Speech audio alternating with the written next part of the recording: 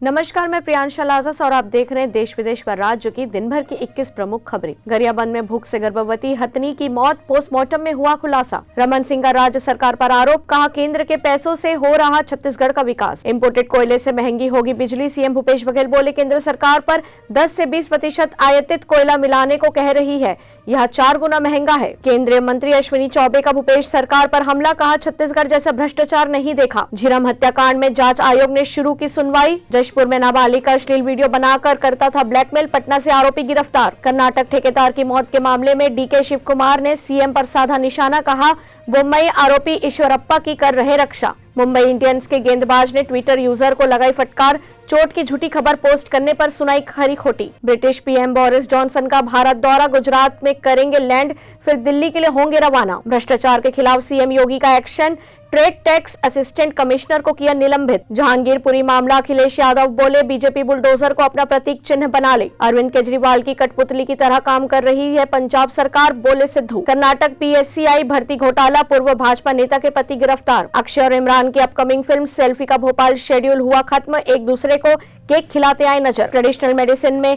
अगले 25 वर्ष स्वर्णिम काल, हील इन इंडिया बनेगा ब्रांड, बोले पीएम मोदी। दिल्ली पुलिस ने इफ्तार पार्टी को नहीं दी इजाजत, ओवैसी होने वाले थे शामिल। भारत ने पाकिस्तान में मौजूद 7 आतंकियों को यूएपीए के तहत किया बैन। तेलंगाना के किसानों के लिए बड़ी राहत, राज्य से 40 लाख टन चावल खरीदेगी केंद्र सरकार। मध्य प्रदेश के ओमकारेश्वर में नहर में डूबने से 4 बालिकाओं की मौत। केंद्रीय गृह मंत्री अमित शाह 22 अप्रैल को करेंगे भोपाल का दौरा, तेंदुपत्ता संग्राहक सम्मेलन में होंगे शामिल। ऐसे ही तमाम जानकारियों से लगातार अपडेट रहने के लिए हमारे चैनल को लाइक और सब्सक्राइब करना ना भूलें।